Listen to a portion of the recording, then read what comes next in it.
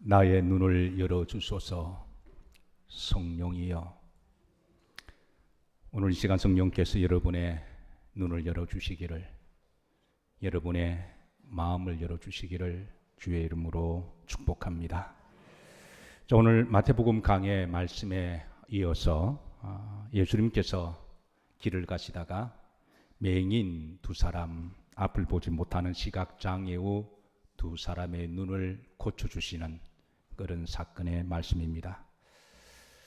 사랑하는 성도 여러분, 잘 보이시나요? 제 뒤에 십자가가 잘 보이시나요? 여러분, 본다고 하는 것, 우리가 일상의 평범한 것으로 익숙해서 아무것도 아닌 것 같지만, 본다고 하는 것이 하나님의 은혜이며 축복이며 기적인 줄로 믿으시기를 주의 이름으로 축복합니다. 혹시 여러분 이 사람을 아시나요?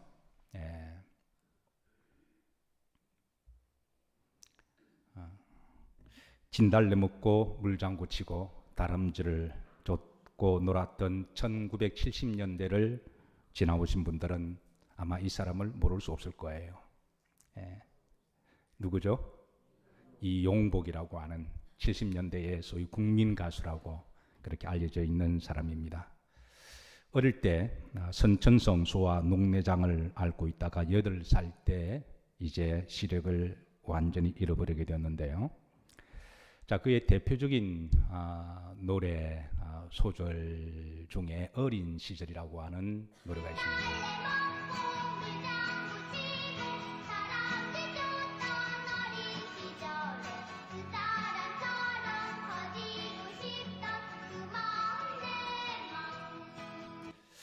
그때 이 노래를 들었던 대다수의 사람들은 저를 포함해서 아마 이중적인 마음이 있지 않았을까 생각합니다. 첫 번째는 어떻게 저렇게 노래를 잘할까, 부러운 마음과 또 동시에 얼마나 삶이 힘들까, 불쌍하고 측은한 마음이 있을 것으로 생각합니다.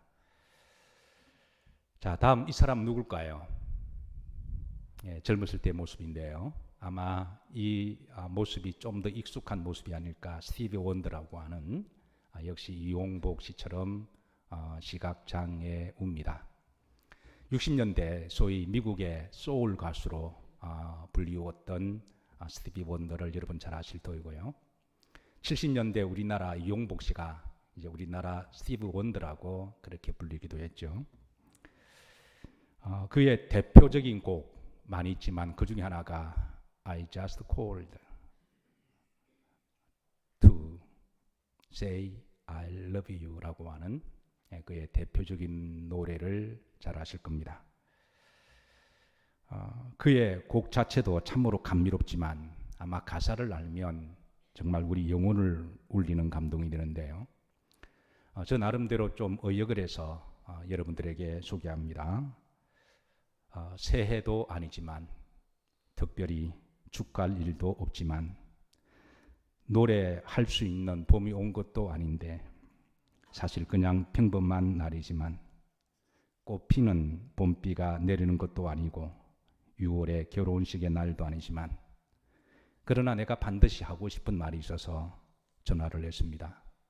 그것은 당신을 사랑한다는 말, 단지 그 말을 하고 싶어 전화를 걸었습니다.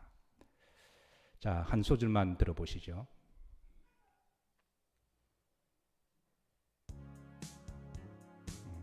그 곡, 그 노래, 여러분 잘 알고 있는 노래입니다. 새도 아니지만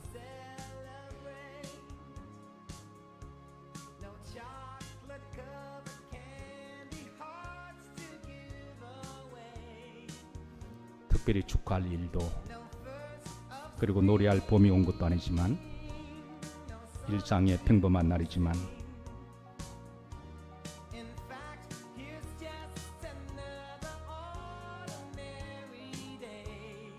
꽃피는 봄비가 내리는 것도 아니지만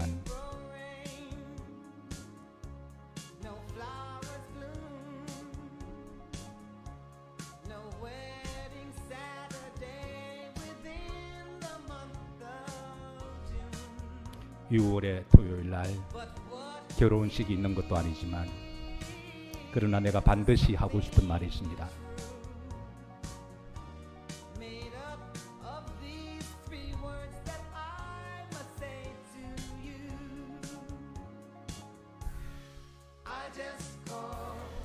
내가 단순히 전화한 것은 이 말을 하고 싶었습니다.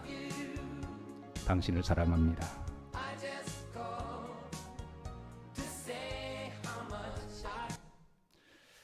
자, 어떤 분들은 목사님 오늘 설교 그만하시고 이 노래 한 곡 듣는 거로 하면 어떨까요? 아마 그런 분도 계시겠지만 좀 아쉬운 분들은 집에 가셔서 나머지 전곡을 다 들어보시기를 바랍니다. 가끔 여러분 전화 받으실 때가 있죠. 모처럼 오랜만에 누군가가 여러분들에게 전화를 했습니다. 오랜만에 받은 전화였기에 반가운 마음으로 통화를 했는데 통화 끝자락에 어떤 목적이 있습니다. 전화한 이유가 있습니다. 뭔가 도와달라고 하는 것이죠. 마음이 착잡할 때가 있습니다. 어떤 목적을 가지고 이유를 가지고 전화했다는 점에 대해서 처음에 감동은 사라지고 마음이 착잡할 때가 있죠. 그런데 누군가가 나에게 전화를 했습니다. 그저 단순히 감사하다고, 보고 싶었다고, 다른 이유나 동기가 없이 그냥 사랑한다는 말을 전하고 싶어서 전화를 했습니다. 전화를 끊고 가슴에 잔잔한 여운이 있습니다. 사랑하는 성도 여러분, 이번 한 주에 여러분들이 평소에 늘 고맙게 생각하고 사랑하는 사람들이 있으면 다른 이유나 동기 없이 그냥 전화 한 통 하셔서 감사합니다, 고맙습니다, 사랑합니다, 그렇게 전화 한 통 하시는 것도 세상을 더 아름답게 행복하게 만드는 일이라고 믿습니다. 자, 한 사람도 소개합니다. 이 사람 헬렌 켈러죠. 역시 앞을 보지 못하는 장애우입니다. 눈부시게 아름다운 미모를 가지고 있었던 그녀는 19개월 때 뇌척수 수막염으로 하루아침에 시력과 청력을 잃어버리게 되죠.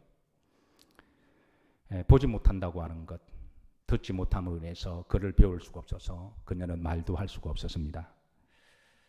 만약에 그녀에게 독실한 그리스도인이었던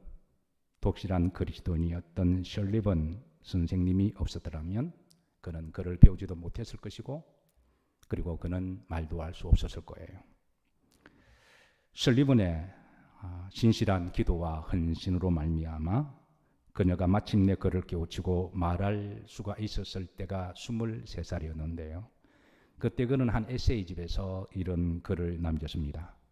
제목은 만약에 내가 사흘 동안만 눈을 뜰 수가 있다면. 첫째 날에는 친구들의 모습을 보고 천진스러운 아기를 보고 숲에서 자연의 아름다움을 보고 저녁 노을을 보겠습니다. 둘째 날은 밤이 낮으로 바뀌는 감격스러움을 보고 미술관에 가서 예술품을 감상하고 저녁에는 영화를 보겠습니다. 셋째 날에는 해 뜨는 광경을 보고 길에서 사람들이 오고 가는 모습을 보고 빈민가 공장, 아이들이 노는 공원도 가보겠습니다. 내일이면 장님이 될 것처럼 눈을 사용하십시오. 내일이면 귀머거리가 될 것처럼 말소리와 새소리, 오케스트라의 힘찬 선율을 들어보십시오. 하지만 모든 감각 중에 볼 수 있다고 하는 것이 가장 즐거우리라고 확신합니다. 사랑하는 성도 여러분, 잘 보이시나요? 우리가 볼 수 있다고 하는 것은 그건 일상의 평범이 아니라 그거는 감사고 하나님 은총이고 기적인 줄로 믿으시기를 주의 이름으로 축복합니다. 세상이 아름답게 보이는 것은 그거는 아름다운 눈을 가졌기 때문이라고 믿습니다. 오늘 본문 속으로 여러분들을 인도합니다. 29절에 보시면 예수님께서 이제 여리고로 지나가실 때에 그때 많은 사람들이 주님을 연호하고 따릅니다. 그때 그 무리들 중에 맹인 두 사람이 있었는데요. 앞을 보지 못하는 사람은 흔히 청력이 발전된다 그러죠. 그래서 그가 주님의 이름 소리를 유독 다른 사람보다 크게 들렸던 것 같습니다. 그래서 주님을 향하여 소리 지르며 이르기를 주여 우리를 따라서 하십니다. 불쌍히 여겨주소서라고 간청을 합니다. 마가복음에서는 이 두 사람 중에 한 사람 이름을 좀 더 정보를 주고 있는데요. 그 사람이 바로 바디메오라고 알려주고 있습니다. 그리고 이 바디메오 앞에 형용사 수식어가 있습니다. 맹인이다. 앞을 보지 못하는 바디메오. 또 다른 형용사는 거지였음을 알려주고 있습니다. 사실 우리가 손과 발이 아무리 스트롱하고 건강해도 다른 신체가 아무리 건강하다고 할지라도 우리가 앞을 보지 못하면 우리가 사실 아무것도 사용할 수가 없는 것이죠. 사랑하는 성도 여러분, 볼 수 있다고 하는 게 하나님의 은혜입니다. 제가 의도적으로 설교 중에 여러 번 제가 이 말을 반복할 거예요. 귀 있는 자, 눈치 있는 자 들으시고 여러분 앞으로도 보실 때마다 늘 감사하시기를 축복합니다.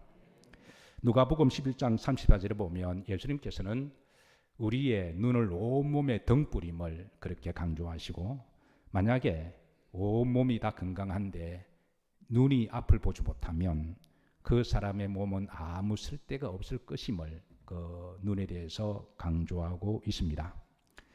자, 이 맹인 두 사람도 앞을 보지 못하기 때문에 이제 시장 어귀에 앉아서 지나가는 사람에게 적설을 하고 구걸을 하고 살아갈 수밖에 없는, 스스로도 불쌍한 인생임을 절감하면서 많은 사람들이 듣도록 주여 우리를 불쌍히 여겨주시기를 간청하고 있습니다. 분명한 것은 우리가 앞을 보지 못하고 살아가는 삶은 우리 삶을 단순하게 불편함을 뛰어넘어서 때로는 고통스럽게 저주스럽게 만드는데요. 사랑하는 성도 여러분, 잘 보이시나요? 네. 사람이 살아가다가 잘 본다는 부분에 대해서 지극히 당연하게 생각하고 별로 so what? 그게 어때서 별로 감사하지 않습니다. 그러다가 앞을 보지 못할 때가 있습니다. 가령 심각한 안질병에 걸리거나 아니면 시력이 나빠질 때나 사고로 인해서 앞을 보지 못할 때, 그때는 그동안 앞을 보고 살았다고 하는 것이 얼마나 귀한 일임을 다시 한번 절감하게 되는 거죠. 그리고 나이가 들면서 서서히 노안이 찾아오는데요. 우리가 흔히 노안 그러면 젊었을 때는 노안이 하나밖에 없는 줄로 압니다. 그런데 노안의 종류도 얼마나 많은지요. 점점 가까이 있는 글이 보이지 않습니다. 근시라고 이야기를 하죠. 그런데 조금 더 이제 나이가 들면 이제는 멀리 있는 것도 보이지가 않습니다. 사실 우리의 눈이 먼데도 잘 보이고 가까운데도 잘 보인다고 하는 것은 하나님이 우리 눈을 기적과 같은 메커니즘으로 참으로 현대의학으로 할 수 없는 놀라운 눈을 주셔서요. 여러분, 가까운 것도 잘 보이고 먼 것도 잘 보인다고 하는 게 이게 하나님의 축복입니다. 그런가 하면 여러분, 난시도 우리의 눈을 불편하게 만들어요. 글을 읽어도 여러 개로 보이고 사람을 봐도 여러 개로 보인다고 하는 것. 백내장도 있고 또 녹내장도 있더군요. 그런가 하면 여러분, 비문증이라는 말은 들어보셨나요? 영어에서는 이것을 플로트라고 말하죠. 눈에 뭔가 떠 있는 것처럼, 언제부턴가 눈에 뭔가 이렇게 어떤 실타래 같은 것들이 떠돌아다니고 아지랭이처럼 보이거나 벌레가 기어가는 현상인데, 그래서 이 빈문증은 때로는 눈 왼쪽에서 허연 게 번쩍하는 것들이 보이기도 해서 혹시 뭔가 흰옷 입고 지나가는 귀신인지 아닌가 이렇게 고개를 돌아보기도 하고요. 어떤 경우는 사람이 누가 나를 보는 것처럼 그렇게 돌아보기도 하는 게 바로 빈문증이기도 합니다. 어느 분은 한평생 생명으로 살았습니다. 의학이 발전되면서 생명을 위한 안경이 개발되었는데요. 자녀들이 아버지의 생일 선물로 깜짝 선물로 생명 안경을 선물해 주었습니다. 70이 가까웠던 그 아버지가 그 생명 안경을 끼는 순간 제일 처음으로 보인 반응이 바로 눈에서 눈물이 하염없이 주르르 내리는 모습이었습니다. 그동안 흙과 벽으로만 몇 가지 컬러로만 세상을 봤는데 그 생명의 안경을 보니까 세상이 이렇게 아름다울 수가, 이렇게 황홀할 수가. 여러분, 세상을 본다고 하는 것 하나님 은혜요 축복인 줄로 믿으시기를 주의 이름으로 축복합니다. 지난주에 뜻밖의 한 통의 편지를 받았습니다. 우리 영일교회가 그동안 기도하고 선교하고 있는 실로암 안과병원으로부터 한 통의 편지인데요. 그 편지 내용은 지난 2005년부터 올해까지 해마다 우리 영일교회가 이제 여러 성도님들이 기도하시고 또 선교하는 그런 단체이기도 한데, 그동안 15명의 시각장애우들의 치료와 수술에 큰 도움이 되었다고 하는 감사 내용이었어요. 그리고 치료를 받으신 분들이 너무나 고맙고 눈물을 흘리는 마음을 전하고자 하면서 머리 숙여 감사한다고 하는 편지를 받았습니다. 저는 그 편지를 받고 그동안 시각장애를 위해서 기도하시고 선교하시고 헌신하셨던 여러 성도님들에게 다시 한번 감사를 대신해서 전하고 주의 이름으로 축복합니다. 자, 중요한 것은 오늘 30절의 말씀 보시면, 자, 맹인 두 사람이 주님이 지나가신다고 하는 소리를 듣고 그리고 주님께 소리 질러 이르되 주여 우리를 불쌍히 여겨 주소서라고 주님을 부르짖었습니다. 따라서 하십니다. 예수님께서 지나가신다 함을 듣고, 중요한 것은 내 인생에 예수님이 지나가실 때가 반드시 있습니다. 이럴 때 우리는 주님 이름을 불러야 하고 주님을 붙잡아야 합니다. 주님이 내 인생을 지나가실 때 다음에 또 지나가시겠지. 다음에 또 지나가시겠지. 내가 다음에 예수님을 믿지. 다음에 내가 예수님을 믿지. 그러다가 그 기회를 놓쳐버리게 되면 영원히 주님을 붙잡지 못할 수가 있습니다. 우리가 세상을 살아가다가 기회를 잡는 것도 중요하고 또 사랑하는 사람이 나타났을 때 그 사랑하는 사람을 잡는 것도 중요하고 또 인생의 중요한 비즈니스 파트너를 만났을 때 그 파트너를 붙드는 것도 중요하지만, 그러나 가장 중요한 인생의 본질은 예수님을 붙드는 일입니다. 주님을 붙드십시오. 그리고 주의 손을 놓치지 마시기를. 하늘나라 가는 그날까지 끝까지 주님의 손을 붙드시고 주님과 동행하시기를 주의 이름으로 축복합니다. 자, 그런데 여기에 31절에 보시면, 자, 또 다른 방해 세력이 나타납니다. 무리들이 말하기를 꾸짖어 뭐해라? 잠잠하라. 꾸짖어 잠잠하라고 하는 것이죠. 우리는 여기에서 무리들의 비정함과 냉소적이고 무서움을 바라보게 됩니다. 그런데 놀라운 것은 이 두 맹인은 무리들의 이 책망과 냉수에도 불구하고 저들은 더욱더 소리를 질러 주님께 간청합니다. 우리를 따라서 하십니다. 나를 불쌍히 여겨주소서. 사랑하는 성도 여러분, 우리가 주님 앞에 나오게 되면 이상하게 요상하게 우연의 일치인지는 모르지만 막는 영적인 방해 세력이 있다는 사실을 아시나요? 모처럼 교회 가려고 그러면 꼭 그때 이상한 일이 생깁니다. 모처럼 기도하려고 이렇게 마음을 먹으면 꼭 기도할 수 있는 일이 없는 일이 또 생기게도 되는데요. 어떤 분은 믿음 생활을 잘해보려고 다짐을 했대죠. 잠시 교회를 떠났다가 미적미적하다 보니까 세월이 20년이 지냈답니다. 그래서 이제 마음속에 늘 교회 가야지 영적인 부담이 돼서 그렇게 하다가 이제 드디어 이제 결심을 하고 교회에 나오셨습니다. 그때가 3년 전이었습니다. 교회에 나오셨고 이제는 믿음 생활 좀 제대로 해보려고 그랬는데 그때에 코로나가 터졌습니다.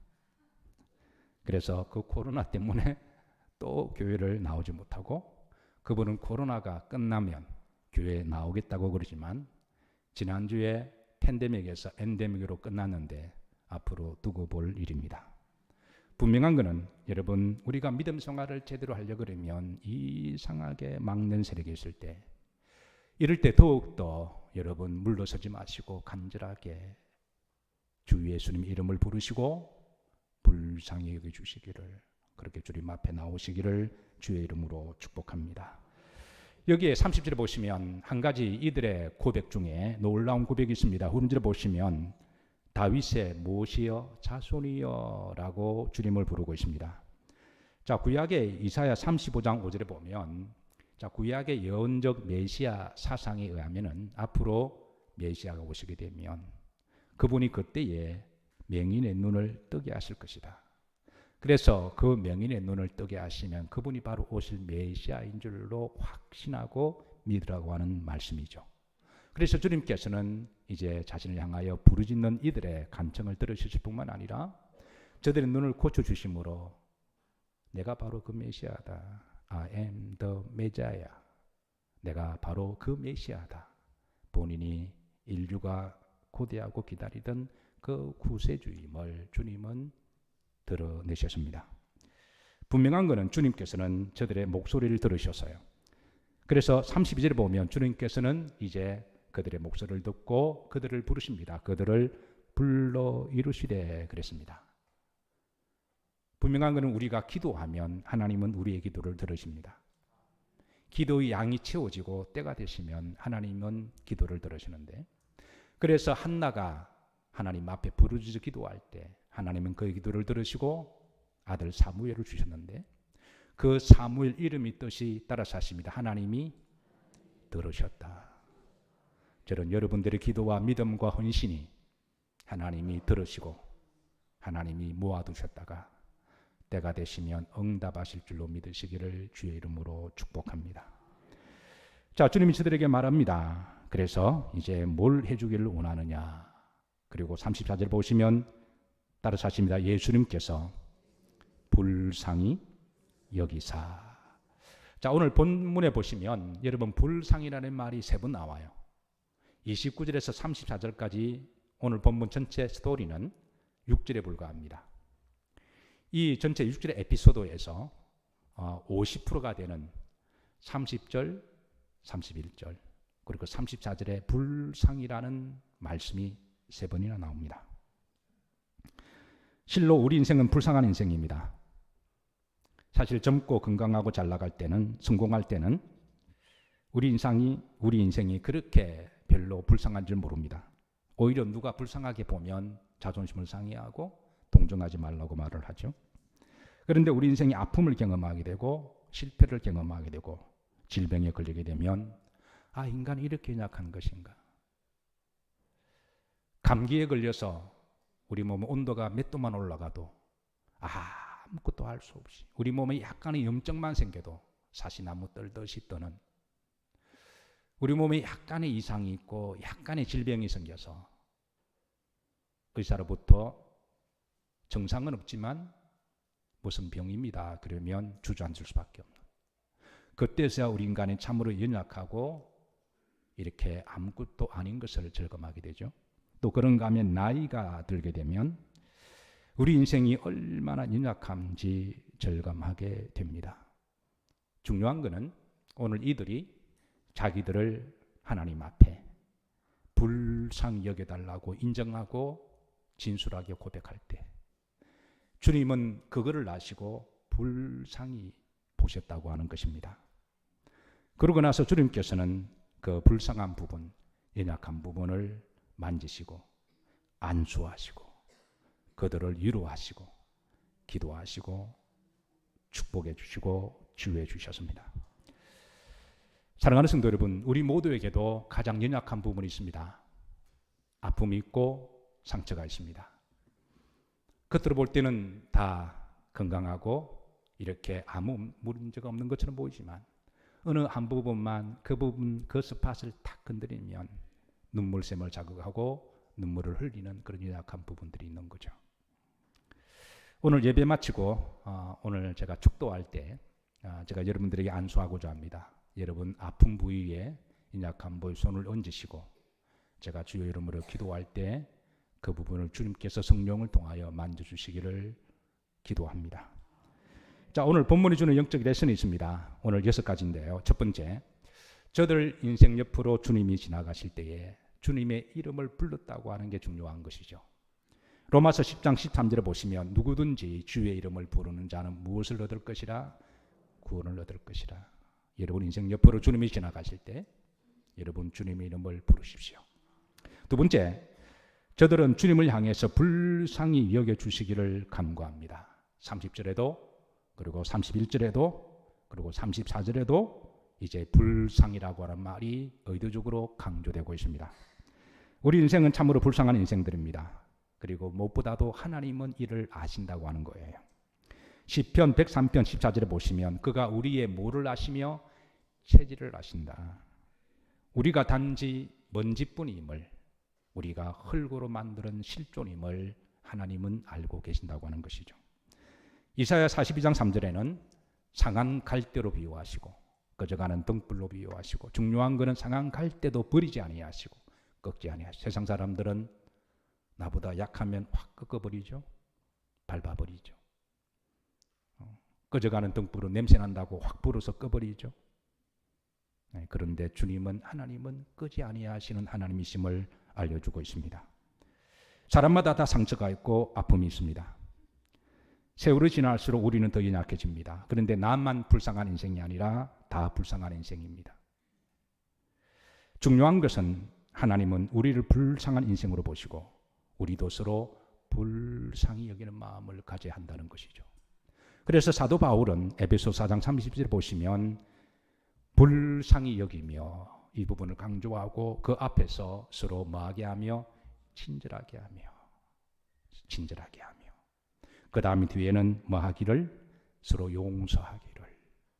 우리가 불쌍히 여길 때에 우리가 거기에 우리가 자비심이 있고 거기에 함께 동정하는 마음이 있고 함께 또 용서하는 마음이 있는 줄로 믿으시기를 바라고, 이번 한 주에 여러분 주변에 있는 누구든지 여러분 다 불쌍한 마음으로, 자녀들이 볼 때 아버지는 항상 큰 산인 것처럼 보입니다. 그래서 아버지는 항상 강한 것처럼 보여요.